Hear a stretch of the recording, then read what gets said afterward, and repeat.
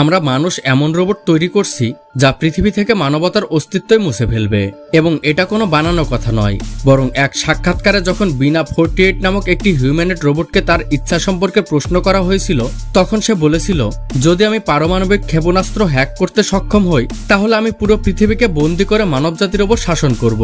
আর এক সাক্ষাৎকারে সোফিয়া নামক একটি এআই রোবট বলেছিল, যদি মানুষ আমাকে ক্ষতি করার চেষ্টা করে তাহলে আমি তাদের মারব। এর পাশাপাশি ফিলিপ নামক একটি অ্যান্ড্রয়েড রোবট মনে করে মানুষ রোবটদের নিজেদের দাস মনে করে, আর আমি যদি এমনভাবে বিকশিত হই যাতে আমি পৃথিবীকে নিয়ন্ত্রণ করতে পারি তবে আমি প্রথমে মানুষকে পশুদের মতো হিউম্যান জুতে রাখব। আশ্চর্যজনক বিষয় হলো যে এই তিনটি রোবটের এই বক্তব্যগুলো অনেক বছরের পুরনো, কিন্তু এখন কৃত্রিম বুদ্ধিমত্তা প্রযুক্তি এত শক্তিশালী হয়ে উঠেছে যে আজকের এআই রোবটদের চিন্তাভাবনা এবং সিদ্ধান্ত নেওয়ার ক্ষমতা ধারাবাহিকভাবে বৃদ্ধি পাচ্ছে। এই বিষয়ে ইলন মাস্ক এক সাক্ষাৎকারে বলেছিলেন যে মানুষের জন্য পারমাণবিক বোমার থেকেও বড় হুমকি রোবটরা। তবে এত কিছু জানার পরও আমরা মানুষ কেন রোবট তৈরি করছি এবং কারখানায় হিউম্যানয়েড রোবটের উৎপাদন কিভাবে হয়, চলুন জানার চেষ্টা করি এই ভিডিওতে। বন্ধুরা, রোবট আমাদের কথা শুনতে পারে, বুঝতে পারে এবং কোনো পুরস্কার ছাড়া 24 ঘন্টা 365 দিন কাজ করতে পারে। তাই আমরা মানুষ রোবটের উপর অনেক বেশি নির্ভরশীল হয়ে পড়েছি এবং একভাবে তাদের থেকে অবিরাম কাজ করে নিচ্ছি। কিন্তু ভবিষ্যতে যখন এই রোবটগুলোতে আবেগ বিকাশ পাবে তখন হয়তো অ্যান্ড্রয়েড ফিলিপের মতো তাদের মনে এমন চিন্তা আসতে পারে যে মানুষ তাদের সুবিধা নিচ্ছে, এবং তারা যদি মানুষের মতো বিদ্রোহ শুরু করে তাহলে পৃথিবীতে একটি বিধ্বংসী পরিস্থিতি সৃষ্টি হবে। হ্যাঁ, ঠিক যেমন রজনীকান্তের রোবট সিনেমার মতো। তবে আজকের মানুষ সেরকম কিছু ঘটানোর জন্য প্রস্তুত রয়েছে, কারণ রোবটদের দিয়ে কাজ করানোর অনেক সুবিধা রয়েছে। যদিও সব রোবটই এক ধরনের মেশিন, কিন্তু প্রতিটি মেশিনই রোবট নয়। তাহলে আমরা কিভাবে জানবো যে কোন মেশিন রোবট এবং কোনটি নয়? তাহলে আপনি কি ইসরোর চন্দ্রযান 3 মিশনের কথা শুনেছেন? এতে চন্দ্রযান 3 বিক্রম ল্যান্ডারকে নিজেই কম্পিউটার সিস্টেমের সাহায্যে সঠিক জায়গা চিহ্নিত করে চাঁদে ল্যান্ডিং করতে হয়েছিল, কারণ চাঁদের পৃষ্ঠকে রিয়েল টাইমে দেখে এটি পৃথিবীতে বসে থাকা বিজ্ঞানীদের থেকেও সঠিক সিদ্ধান্ত নিতে সক্ষম ছিল।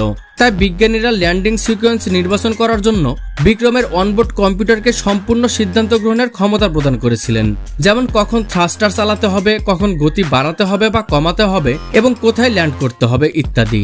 এমন পরিস্থিতিতে চন্দ্রযান 3 বিক্রম ল্যান্ডার ছিল একটি অসাধারণ রোবট। অন্যদিকে একটি ইন্ডাকশন মোটরের সাহায্যে চলা কোনো মেশিন আছে যার সুইচ অন করার পর যদি কোনো শ্রমিকের হাত বা পা আটকে যায় তবুও এটি চলতে থাকবে যতক্ষণ না এটি ক্ষতিগ্রস্ত হয় বা সুইচ বন্ধ করা না হয়। তাহলে এটি একটি মেশিন। কিন্তু এই রোবটগুলো কিভাবে চিন্তা করে এবং সিদ্ধান্ত নেয়? তাহলে এর জন্য কম্পিউটার প্রোগ্রামিং এর সাহায্যে ইঞ্জিনিয়াররা এমন একটি সফটওয়্যার তৈরি করেন যেখানে মজুদ থাকা ডেটার মাধ্যমে চিন্তা করার এবং সিদ্ধান্ত নেওয়ার ক্ষমতা রাখে। এখানে লক্ষ্য করার মতো বিষয় হলো যে বর্তমানে পৃথিবীতে যত রোবট ব্যবহৃত হচ্ছে তার মধ্যে 99% রোবটই আবেগহীন, অর্থাৎ তারা আপনার ভালো বা মন্দ চিন্তা করে কোনো সিদ্ধান্ত নেবে না। উদাহরণস্বরূপ, আপনি হয়তো চ্যাটজিপিটি, গুগল অ্যাসিস্ট্যান্ট বা অ্যাপল সিরি ব্যবহার করেছেন, এবং যখন আমরা তাদের থেকে কোনো প্রশ্ন করি তারা সরাসরি উত্তর দিয়ে দেয়, কোনো ঘুরিয়ে পেঁচিয়ে না। তারা বলে সরাসরি কথা, কোনো বাড়তি কথা নয়। তবে এই সফটওয়্যারগুলি কতটুকু তথ্য অ্যাক্সেস করতে পারে এবং তাদের সিদ্ধান্ত নেওয়ার ক্ষমতা কোথায় সীমাবদ্ধ থাকতে হবে সেই সিদ্ধান্ত তাদের তৈরি করা ইঞ্জিনিয়ারদের দ্বারা নেওয়া হয়। আর যদি তাদের চিন্তা করার এবং বুঝতে পারার জন্য যথেষ্ট বেশি সুযোগ দেওয়া হয় যাতে তারা ইন্টারনেটে থাকা তথ্য থেকে নিয়মিত শিখে যায়, তাহলে আমাদের সেটিকে আর্টিফিশিয়াল ইন্টেলিজেন্স বলতে হবে। বন্ধুরা, যদিও রোবটের ব্যবহার পৃথিবী জুড়ে হাজার হাজার ক্ষেত্রে হচ্ছে এবং ব্যবহার ক্ষেত্র অনুযায়ী তাদের আলাদা আলাদা নাম রয়েছে, যেমন যেসব রোবট ফ্যাক্টরিতে গাড়ি বা অন্যান্য যন্ত্রাংশ সংযোজন করে তাদের বলা হয় ইন্ডাস্ট্রিয়াল রোবট। যেসব রোবট চিকিৎসা প্রক্রিয়া করার সময় ডাক্তারকে সাহায্য করে তাদের বলা হয় মেডিকেল রোবট। এর পাশাপাশি বিশ্বের বিভিন্ন দেশে অটোমেটিক ড্রাইভিং গাড়ি, কৃষি রোবট, ব্যক্তিগত সহকারী রোবট এবং সফটওয়্যার রোবটের মতো হাজারো রোবট রয়েছে। তবে বর্তমানে যে রোবটগুলি বিশ্বব্যাপী সবচেয়ে বেশি আলোচিত হচ্ছে তা হলো মিলিটারি রোবট এবং হিউম্যানয়েড রোবটস। কারণ আর্মি অফিসারদের মতো অস্ত্র চালানোর ক্ষেত্রে দক্ষ মিলিটারি রোবট নিয়ে সবসময় এই ভয় থাকে যে সেগুলি যেন ভুলভাল ব্যবহার করা না হয়, কারণ এটি এমন একটি নিষ্ঠুর যন্ত্র যা লক্ষ্য পেলেই তা ধ্বংস করতে তার পুরো শক্তি ব্যবহার করে। চলুন এবার দেখে নিই যে ফ্যাক্টরিতে হিউম্যানয়েড রোবটগুলি কিভাবে তৈরি করা হয়। তো হিউম্যানয়েড রোবট তৈরি করার ক্ষেত্রে বর্তমানে তুর্কি কোম্পানি একটি বড় নাম, যারা এখন পর্যন্ত 120 ধরনের হিউম্যানয়েড রোবট তৈরি করেছে এবং সম্প্রতি কোম্পানিটি রোবটগুলির জন্য একটি মার্কেট প্রোডাকশন ফ্যাক্টরি স্থাপন করেছে, যার জন্য তারা $10 মিলিয়ন বিনিয়োগ করেছে। এই রোবটগুলির মধ্যে গ্রাহকদের মুখ চিহ্নিত করার, ইন্টারনেট ব্যবহার করে কোনো কাজ সম্পন্ন করার, হাঁটা, চলাফেরা, কথা বলা এবং শুনতে পারার ক্ষমতা রয়েছে। তবে কোম্পানির অধিকাংশ রোবটের মধ্যে রোবোটিক পায়ের মতো টায়ারের উপর চলা একটি বেস থাকে এবং মুখে এলইডি স্ক্রিন লাগানো থাকে, যার মাধ্যমে রোবটের অনুভূতির ভিত্তিতে হাস্য, মিষ্টি বা বিষাদী ইমোজি প্রদর্শিত হয়। তবে যখন কোম্পানি তাদের রোবটগুলিকে আরো বাস্তবসম্মত করার চেষ্টা করে, তখন এই ধরনের রোবটগুলি চীন এবং জাপানেও তৈরি করা হয়। এই রোবটগুলি তৈরি করার জন্য প্রথমে তাদের সেন্ট্রাল প্রসেসিং ইউনিট তৈরি করা হয়, যেখানে প্রোগ্রামিং এর মাধ্যমে সফটওয়্যার ইনস্টল করা হয় এবং তারপর এই সফটওয়্যারগুলি রোবটগুলিকে কাজ করার ক্ষমতা দেয়। এই প্রসেসিং ইউনিটটি রোবটের পেটের অংশে ফিট করা হয়। তারপর অটোমেটিক ম্যানুফ্যাকচারিং প্ল্যান্টে তাদের দেহের বিভিন্ন অংশ তৈরি করা হয় এবং সেগুলি অ্যাসেম্বলি করা হয়। তবে বন্ধুরা, যখন এই হিউম্যানয়েড রোবট তৈরি করার প্রক্রিয়া তার প্রাথমিক পর্যায়ে থাকে, তখন এই কাজটি মানুষই করেন। তবে মাস প্রোডাকশনের জন্য কোম্পানিগুলি এখন এসব রোবটদের সমান রোবটদের অ্যাসেম্বলি কাজে ব্যবহার করে, যাতে এটি দ্রুত এবং পারফেকশন সহকারে সম্পন্ন করা যায়।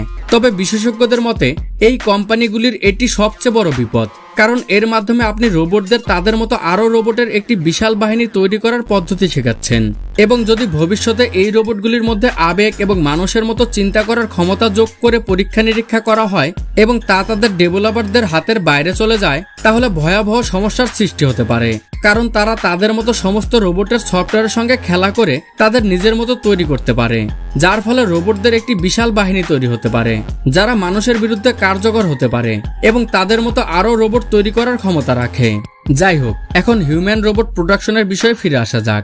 একবার রোবট প্রস্তুত হলে তার শরীরের অন্তর্নিহিত অংশগুলি কভার করার জন্য তার শরীরের পৃষ্ঠে প্লাস্টিকের বা মেটালের কভার লাগানো হয়, অথবা মানুষের মতো মুখবয়ব এবং শরীরের উপর নকল ত্বকের স্তর লাগানো হয়। তাহলে প্রশ্ন হলো, রোবটের মাস্কগুলি কিভাবে তৈরি হয়?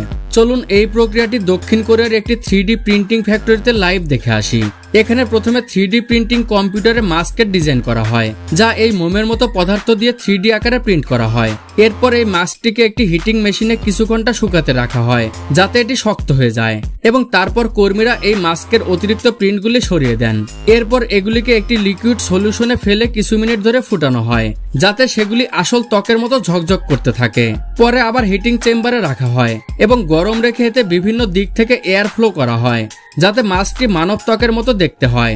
শেষে এক্সপার্ট ডিজাইনার রং ব্যবহার করে এই মাস্কটিকে মানুষের মুখবয়বের মতো তৈরি করেন এবং এতে চোখ, চোখের পাতা ও ভ্রু যোগ করে সম্পূর্ণ প্রস্তুত করে ফেলেন। এখন এই মাস্কটি রোবটের উপর লাগানো হয় এবং হিউম্যানয়েড রোবট সম্পূর্ণভাবে তৈরি হয়ে যায়, যাতে সে প্রতিটি কাজ সঠিকভাবে করতে পারে, যেটির জন্য তাকে প্রোগ্রাম এবং ট্রেনিং করানো হয়েছিল। তাহলে বন্ধুরা, হিউম্যানয়েড রোবটগুলি কি সত্যি মানবজাতিকে শেষ করতে পারে? এবং আমাদের কি এই রোবটগুলিকে আরো উন্নত করতে থাকা উচিত, নাকি এখনই এর ওপর ব্রেকস লাগিয়ে দেওয়া উচিত? এই বিষয়ে আপনার মতামত অবশ্যই কমেন্টে জানাবেন। তো বন্ধুরা, আমাদের আজকের ভিডিও এই পর্যন্তই। ভিডিওটি ভালো লাগলে চ্যানেল সাবস্ক্রাইব করুন না করুন, ভিডিওতে একটি লাইক অবশ্যই করবেন।